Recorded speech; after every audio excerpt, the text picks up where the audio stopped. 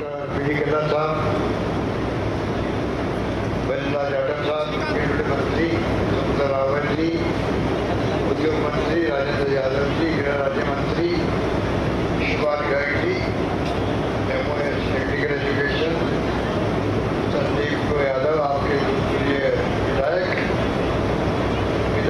लाखन मीणा जी, बाजी बनीवली जी, नगर के विधायक और विधायक आदरणीय करण जी यादव जी, सांसद आदरणीय दुर्ग मियाँ जी, पूर्व मंत्री बलवीर छिल्लर जी, जिला प्रमुख आरती यादव जी, बर्सीराम यादव, ललित यादव जी, कविता यादव जी, कविता जी, शीतल कंवर जी, चंद्रराम शहरी जी, चेयरमैन विजयलक्ष्मी, नरेश चंद्रगर, मेघवाल, धर्मपाल गुर्जर, अख्तर खान, शिवचंद सैनी, प्रीतम रायना, भूपेंद्र यादव, तमाम उपस्थित यहाँ पर हजारों की तादाद में उपस्थित मेरी बहनों और माताओं, बुजुर्गों, आदरणीय दुर्ग मियाँ जी, पूर्व मंत्री बलवीर छिल्लर जी, जिला प्रमुख आरती यादव जी, बर्सीराम जी यादव,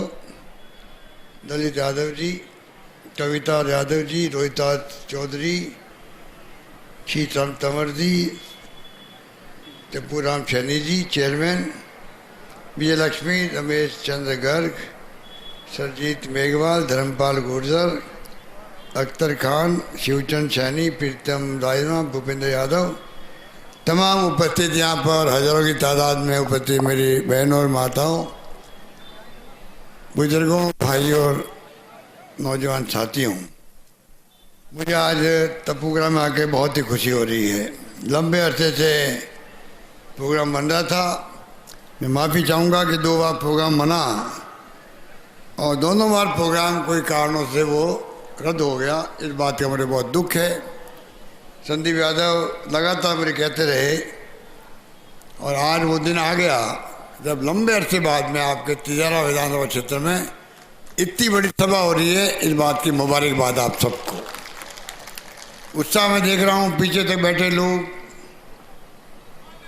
आप में जो उत्साह है, उमंग है, जोश है, ये आपका प्यार, आपका आशीर्वाद, आपकी दुआएं हम सबके साथ है। इसलिए आप लोग इस गर्मी के अंदर भी इतनी बड़ी तादाद में आए हैं। इस बात का एहसास मुझे भी है, मेरे तमाम साथियों को भी है। हम जानते हैं कि जिस प्रकार से अभी संदीप यादव कह रहे थे कि मैंने कह रखा था जो मांगोगे वो आपको विकास के लिए मना नहीं करेंगे, मांग के मांग थक जाओगे और देते नहीं थकेगा। ये किस प्रकार से ऐसा मुहावरा बन गया है इंसान के अंदर कि आज लोग उम्मीद करते हैं सरकार से कि हम कोई बात करेंगे पीएससी की, सीएससी की, स्कूल की, कोई मांग करेंगे तो सरकार। और मैं आपको मांगें बढ़ती रहती है और बदलती मांगें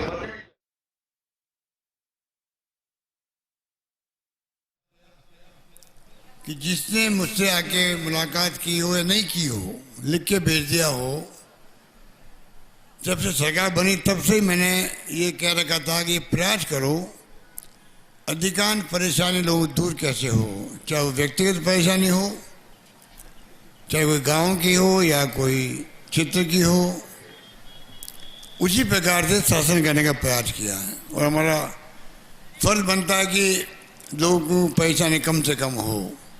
मांगे तो बढ़ती जाती है और बढ़ेगी, मांगे तो बढ़नी भी चाहिए। जैसे जैसे मांगे होगी, पूरी होगी तो नई मांगे आ जाएगी। ये सिलसिला चलता रहता है। पर संदीप यादव ने कोई कमी नहीं रखी। क्षेत्र में जिस प्रकार से उन्होंने काम करवाए हैं, मैं समझता हूँ वो भी एक रिकॉर्ड बन गया है। इस बात का आप सबको गर्व होना चाहिए। एक नौजवान जिसको आपने चुन के भेजा, हालांकि हम लोग कामयाब नहीं हो पाए यहाँ पर ऐसी स्थिति बन गई। तमाम जो हमारे 6 विधायक थे बीएसपी के, वो 6 विधायक ने सरकार के साथ में जो चाहते थे कि सरकार राजस्थान में स्टेबल गवर्नमेंट हो, मजबूत गवर्नमेंट हो, स्थायी हो, और स्थायी और मजबूत गवर्नमेंट ही काम कर सकती है। इस बात का एहसास करते हुए मुझे इस बात की कहते खुशी है, 6 साथियों ने, चाहे दीप सिंह खैरिया साहब को तो मैं हमेशा आदर सम्मान देता रहता हूँ, बुजुर्ग हैं लाखन मीणा, संदीप यादव, वाजिद अली, जोगेंद्र अवाना, राजेंद्र गुडा, 6 लोगों ने ये सोच करके सरकार स्टेबल होगी तो ही जा कर के जनता का भला होगा, स्टेबल नहीं होगी तो काम नहीं हो पाएगा। तो ये तमाम साथियों ने कांग्रेस ज्वाइन किया, मर्ज कर दी अपनी 6 की बीएसपी की पार्टी को, और जो इंडिपेंडेंट थे साथी उन्होंने साथ निभाया। संकट की घड़ी आई थी तभी साथ निभाया, और इसी कारण सरकार बची हमारी, वरना सरकार नहीं बचती। तो मैं कैसे भूल सकता हूँ इन 6 लोगों को, वो जो इंडिपेंडेंट थे, और सरकार 5 साल मजबूती चली है। 5 बजट मैंने पेश किए हैं, 5 बजट में मैंने कोई टैक्स नहीं लगाया, राजस्थान कोई टैक्स नहीं लगाया, रिलीफ दी लोगों को। मैं जानता हूँ कि बहुत भयंकर महंगाई का ज़माना है, बेरोजगारी है, जो राहुल गांधी जी कहते रहते हैं लगातार भारत जोड़ो यात्रा के अंदर भी। नॉन वायलेंस होना चाहिए, सब लोग धर्म हो, जाति हो, प्यार से मोहब्बत से रहें, भाई भाई की तरह रहें, और गरीब और अमीर के बीच में खाई नहीं बढ़नी चाहिए। इसलिए हमने पूरा तरह प्रयास किया किस प्रकार राजस्थान का चौमुखी विकास हो। हमने किसानों के लिए अलग बजट पेश किया। मैंने देश के अंदर पहला राज्य राजस्थान है जिसने किसानों का अलग बजट पेश किया है, और राशि दुगनी कर दी हमने बजट के एलोकेशन के अंदर। हमने युवाओं को, छात्रों को इस बार प्रायोरिटी दी है बजट के अंदर, कई योजना उनके लिए लेके आए हैं। उनको विदेश भेजना हो छात्रों को, या चाहे अनुपति योजना के माध्यम से 30,000 बच्चों को कोचिंग करवा रहे हों, स्कॉलरशिप दे रहे हों, पानी योजना में बच्चों को परवरिश के लिए इमदाद कर रहे हों। एक से एक बढ़ कर के खिलाड़ियों को हमने स्पोर्ट्स के जो मेडल अवार्डी हैं, आउट ऑफ सर्विस की बात हो, आरक्षण हो उनका स्पोर्ट्स के कोटे के अंदर, अवार्ड हमने 2 करोड़ 3 करोड़ कर दिए जो बहुत पहले लाखों में थे। ग्रामीण ओलंपिक करवाए हमने, हो सकता है आप में कई लोग खेले होंगे। पूरे प्रदेश के अंदर 30 लाख लोगों ने भाग लिया, बुजुर्गों ने भी, महिलाओं ने भी, नौजवानों ने भी। क्या माहौल था देखने लायक। पूरे देश के राज्यों ने उनकी तारीफ करी। कई राज्यों की सरकारों के वहाँ पर निर्णय किया हम भी कभी न कभी ग्रामीण ओलंपिक करवाएंगे। जल्दी अगले 2 महीने में आने वाले हैं, वापस ग्रामीण भी आएंगे, शहरी ओलंपिक भी आएंगे, साथ साथ में आएंगे। कहने का मतलब कि स्पोर्ट्स हो, चाहे वो शिक्षा का क्षेत्र हो, शिक्षा में बहुत आगे बढ़ चुके हैं देश के अंदर। हमारे यहाँ तमाम प्रीमियर संस्थाएँ आ गई है बच्चों के लिए। अब हमारे यहाँ के बच्चों को महाराष्ट्र में, पुणे के अंदर, कर्नाटक में जाने की आवश्यकता नहीं पड़ती है। तमाम मेडिकल कॉलेज, इंजीनियरिंग कॉलेज के साथ साथ में IIT, IIM, IIIT, AIIMS, Ayurveda university, law university, कोई छोड़े ही नहीं हमने। डॉक्टर अम्बेडकर के नाम की लॉ यूनिवर्सिटी बना दी। कहने का मतलब ये है कि सारी तरह की यूनिवर्सिटी हैं। पायलट भी यहाँ बने, वो भी मैंने इस बार एविएशन यूनिवर्सिटी की घोषणा कर दी है। इस प्रकार से हमने शिक्षा के क्षेत्र में बहुत बड़ा जंप किया है। 5-6 कॉलेज मिल जाए तिजारा के अंदर, कोई कल्पना कर सकता था? 25 साल पहले जब भंवर साहब मेरे साथ MLA थे, हमने 2 कॉलेज खोली राजस्थान के अंदर, एक जालोर में, एक झुंझुनू के अंदर। आप कल्पना कीजिए, मांगते मांगते खूब मांगा MLA ने। हमने कहा नहीं, कॉलेज का बजट बहुत बड़ा होता है, कॉलेज नहीं खोल पाएंगे। 5 साल निकाल दिए हमने। और वही अभी मैंने आंकड़े देख रहा था, 70 साल में 250 कॉलेज खुली है और मैंने इन 5 साल में 303 कॉलेज खोल दिए। 303 कॉलेज खोल दिए। 130 तो लड़कियों कॉलेज उसके अंदर है। इसलिए मैं कहना चाहूँगा शिक्षा में विश्वविद्यालय की बात की अभी भंवर साहब, अलवर में विश्वविद्यालय, भरतपुर में विश्वविद्यालय, सीकर में विश्वविद्यालय, आज हर जिले में मेडिकल कॉलेज खोल रही है, नर्सिंग कॉलेज खोल रही है। आईआईटी का तो आईटीआई का तो कोई संख्या ही नहीं है। हेल्थ के अंदर सब सेंटर, पीएससी, सीएससी जड़ी लगी हुई है। District hospital. कहने का मतलब है कि शिक्षा और स्वास्थ्य दो में हमें इतने जोर दे रहे हैं। अगर राजस्थान में लोग स्वस्थ रहेंगे और राजस्थान में अगर हम लोग पढ़े के लिए, मैं आप सब पे अपील करना चाहूँगा कि कौम जो है वही आगे बढ़ती है जिस कौम के अंदर, जिस जाति में शिक्षा तालीम हो। ज़माना बदल गया है। राजीव गांधी का ज़माना था, उन्होंने कहा 21वीं सेंचुरी में बात की थी। आज कंप्यूटर आ गए उनके कारण से, मोबाइल फ़ोन आ गए, इंटरनेट सेवाएं हो गई, गूगल की सुविधा आपके पास में है, दुनिया मुट्ठी के अंदर है। Knowledge is power. जिसके पास ज्ञान है और ज्ञान आपके पास में, बच्चों के पास में, छोटे बच्चे भी मोबाइल हमसे ज़्यादा समझते हैं। तो ये जो बदलाव आया उसमें शिक्षा बहुत जरूरी है और स्वास्थ्य अच्छा रहे। पहला सुख निरोगी काया। उसी रूप में हम लोग इन्वेस्टमेंट जो कर रहे हैं, शिक्षा में कर रहे हैं, स्वास्थ्य सेवा में बहुत बड़ा जंप किया हम लोगों ने। 7% जीडीपी का 25 लाख का बीमा। किसे कहते हैं 25 लाख का बीमा? अभी आपको उदाहरण बता रहे थे भंवर साहब, किस प्रकार से लोगों का इलाज हो रहा है। 2 लाख, 4 लाख, 5 लाख, 10 लाख, 20 लाख।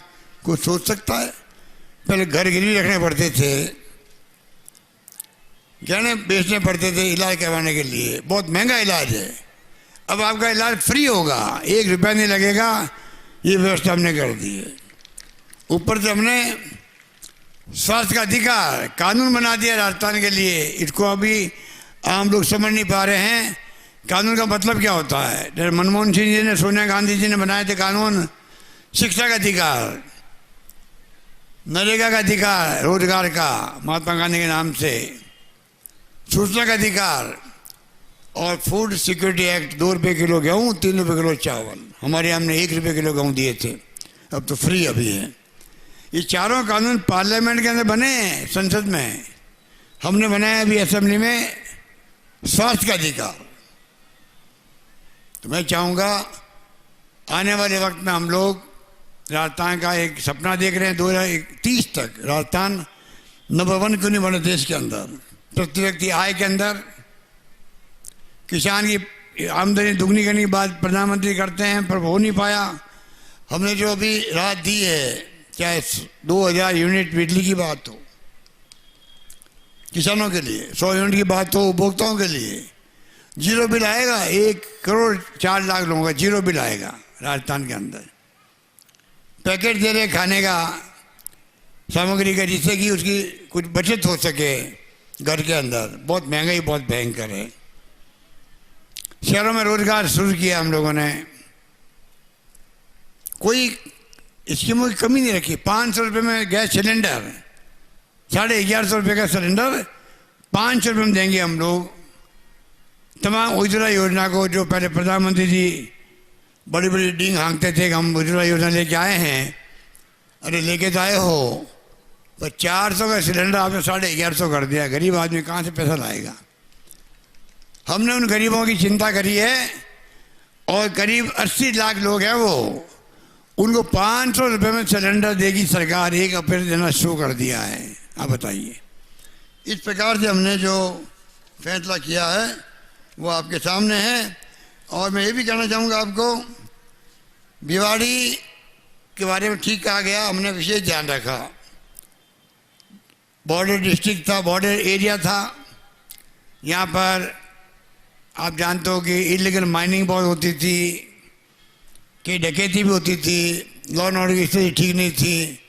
चला कि हमने वहाँ एसपी लगाया, एडीएम का ऑफिस खोला, जो मांगा संदीप ने सब मैंने वहाँ दिया। अभी जिला नहीं बन पाया, बाबा साहब ने कहा आपको कोई रास्ता निकालेंगे, सब मिलकर के आप लोग यहाँ मजबूत रहो, आगे बढ़ो। इतना मैं कह सकता हूँ तिजारा विधानसभा क्षेत्र मेरे दिल में रहेगा, ये मैं कह सकता हूँ। आपके विकास के मामले में कोई कमी नहीं आएगी, आप निश्चिंत रहो। और समस्याएं बहुत सारी, यमुना पानी की बात की गई, हरियाणा वाले हो चाहे वो पंजाब वाले हों, पंजाब तो फिर भी कभी कभी पानी देता है, प्रकाश सिंह बादल ही नहीं रहे। वो जब मुख्यमंत्री थे तो मैं मुख्यमंत्री था राजस्थान के अंदर 25 साल पहले। हम लोग कहते थे तो पानी कुछ मिलता भी था हम लोगों को। हरियाणा वाले बिल्कुल कॉपरेट नहीं कर रहे हैं। हमने सीकर चूनू की बात करी, पीने के पानी की, यमुना का नहीं दिया वहाँ पे भी। हम प्रयास करेंगे किस प्रकार से ये दोनों स्टेटों का मामला हल हो। भारत सरकार को भी पंचायती करनी चाहिए जिससे कि राजस्थान के इंटरेस्टों का सुनिश्चित हो सके, राजस्थान के अंदर भी। ये मैं आपको निवेदन करना चाहूँगा। और बाकी जो बताया गया मुझे, यहाँ गंदे पानी की बात की गई है। आपके यहाँ तो आने वाला वक्त जो है बहुत सुनहरा है। दिल्ली बम्बई फ्रेट कॉरिडोर जो बन रहा है, उसमें जो आपका टप्पूकड़ा है, भिवाड़ी है, आसपास के जितने एरिया हैं, निमराना है, सब मिला के जो एक बना है एरिया, नोट बना है, उसके अंतर्गत दिल्ली बम्बई इंडस्ट्रियल कॉरिडोर बनेगा। यहाँ पर कुछ काम शुरू हुआ भी है, काफ़ी इंडस्ट्री आई भी है, रोजगार मिला है।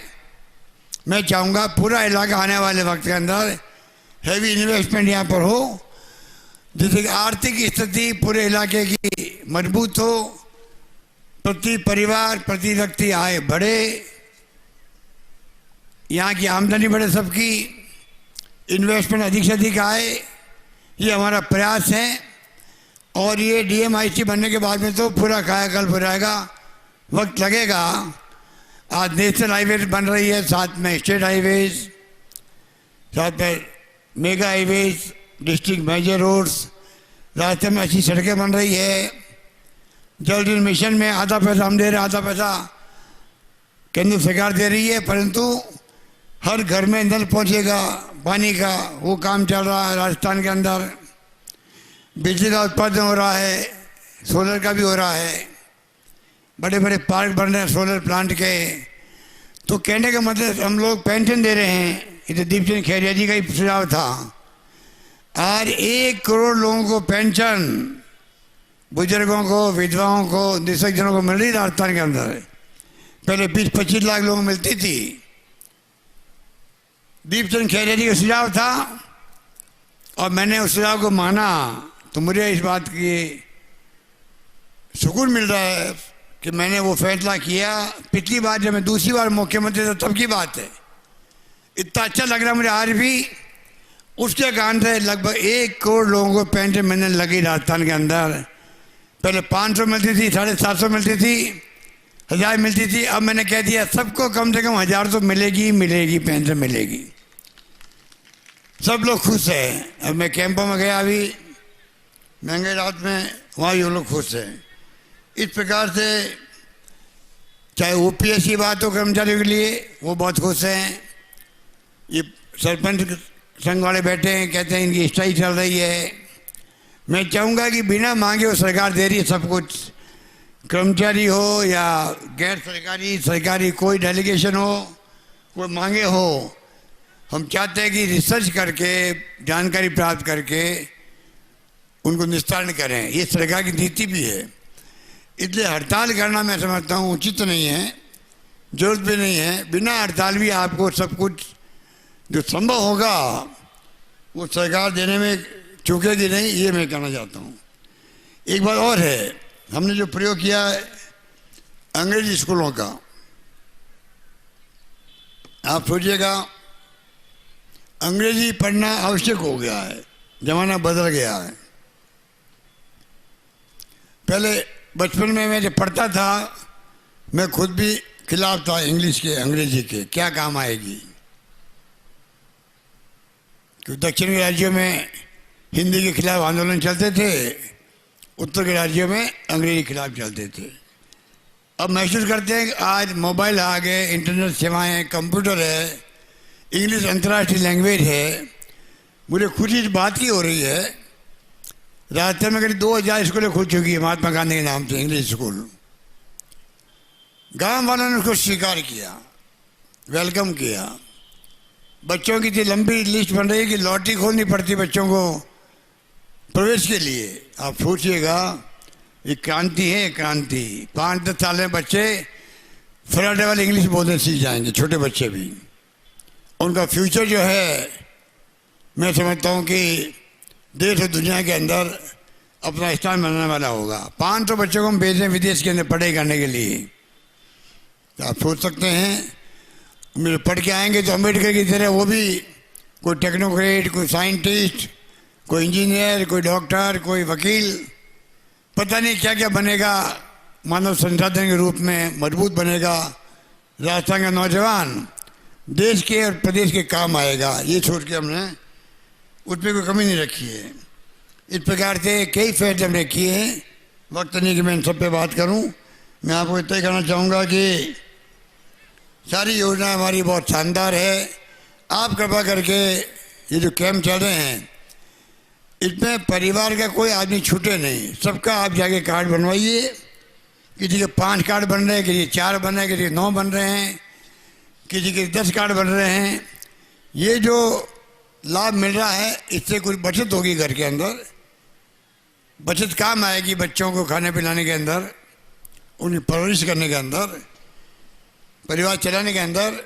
इस सोच के साथ में हम लोग इस काम को आगे बढ़ा रहे हैं। बाकी तो शंकुतला रावत जी कुछ काम करवा रही है उद्योग मंत्री के रूप में आपके यहाँ। 105 करोड़ की लागत से बीडा के अंदर काम चल रहे हैं, सड़कों का भी, स्टेडियम का भी, स्कूल का। रिको का एक गेस्ट हाउस बन रहा है 6 करोड़ की लागत से। मोहन राम बाबा काली खोली वाले के यहाँ 25 लाख से धर्मशाला व अन्य विकास कार्य कर रहे हैं। भिवाड़ी से टपुकड़ा 6 लेन घोषित हो चुका है। तीराराम नर्सिंग व कृषि महाविद्यालय टपुकड़ा में, एडीएम तहसील नगर पालिका कन्या महाविद्यालय। काम भी कोई कमी रही नहीं है, जो मांगा वो हमने दे दिया है। और वैसे राजस्थान भर में भी हमने 19 जिले बनाए, तो अभी आपके सामने बात होगी उसकी। तो पर साथ में आपके जो 2 कहा गया मुझे, राजकीय उच्च माध्यमिक विद्यालय खालदा को महात्मा गांधी राजकीय विद्यालय में परिवर्तित कर दिया गया है। इसी ग्राम पंचायत में हिंदी माध्यम की मांग के मद्देनजर इसी ग्राम पंचायत के ग्राम हसनगोरी के 8वीं के विद्यालय को 12वीं सीनियर सेकेंडरी करने की मांग की गई है। मैं घोषणा करता हूँ वो स्कूल प्रमुख हो जाएगी आपकी स्कूल। एक राबर्ट का ये भी मिडिल स्कूल है, इसको भी मैं सीनियर सेकेंडरी स्कूल बनाने की घोषणा करता हूँ। 2 आपके स्कूल हैं हो जाएगी। ERCP का प्रोजेक्ट जो कही दिया आपको भंवर साहब ने, प्रधानमंत्री जी को हम बार बार उलाना दे रहे हैं। आपने वादा क्यों किया जनता से चुनाव के अंदर, चुनाव जीतने के लिए जयपुर में, अजमेर के अंदर? आपने कहा कि मैं इसको सकारात्मक दृष्टिकोण देखूंगा। आप क्यों नहीं देख रहे हैं? आप उसको राष्ट्रीय परियोजना बन जाती है। अलवर सहित पीने का पानी की जो समस्या है, दौसा हो, माधोपुर हो, भरतपुर हो, धौलपुर करौली हो, टोंक हो, जयपुर अजमेर हो, सब जिलों के अंदर लाभ मिलेगा। पीने का पानी का संकट है, राष्ट्रीय परियोजना होना बहुत आवश्यक है ERCP को, और इसलिए हमने उसको चालू रखा, बंद नहीं किया। ये योजना पिछली गवर्नमेंट ने बनाई थी, वसुंधरा की गवर्नमेंट बनी थी। हम कोई काम रोकते नहीं है जब सरकार हमारी आती तब। हालांकि वसुंधरा जी काम रोक देती, सब काम बंद कर देती है जो नहीं करना चाहिए। पचपता बंद कर दी, रिफाइनरी। हम काम को आगे बढ़ा रहे हैं। पहले 9,000 करोड़ रुपये, अब 13,000 करोड़ रुपये हमने रखे हैं उसके लिए। काम चल रहा है। राष्ट्रीय परियोजना बनेगी तो बहुत कम समय में काम पूरा हो जाएगा। तो 2 लाख हेक्टेयर तो पानी की सिंचाई के मिलेंगे, और बाकी लाखों गांवों को अंदर उसका लाभ मिलेगा, पीने के पानी का संकट दूर होगा। ये समझना चाहिए प्रधानमंत्री जी को। अरे हाकम बदल जाता, हुक्म नहीं बदल जाता है, ये पहले कहावत थी। अभी तो हाकम वही है, हाकम बदल गया, अपनी बात को बदल रहा है। आप समझ गए मेरी बात को। पहले कहावत थी हाकम बदल जाता पर हुक्म नहीं, उनका दिया हुक्म नहीं बदलता। मतलब कोई अगर राजा था या कोई मुख्यमंत्री कोई भी है पद पे, उसने अगर मान लो आदेश दे दिया, वो बदल भी गया, नया आने वाला जो है उसको निभाता था। इसलिए कहा गया हाकम बदल गया, हुक्म नहीं बदलता है।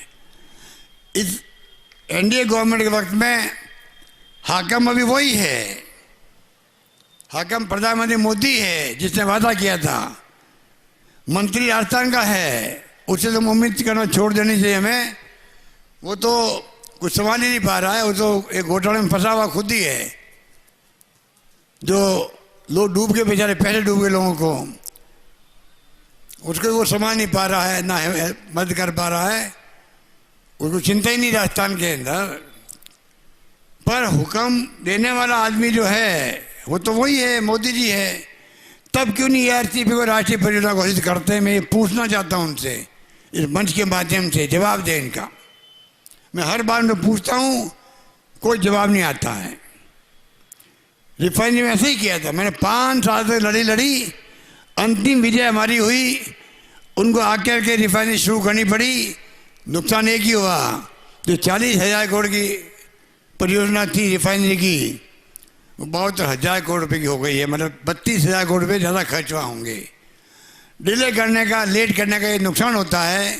मैं फिर कहना चाहूँगा प्रधानमंत्री जी को, ईआरसीपी का वादा निभाओ। धन्यवाद। जय हिंद। धन्यवाद।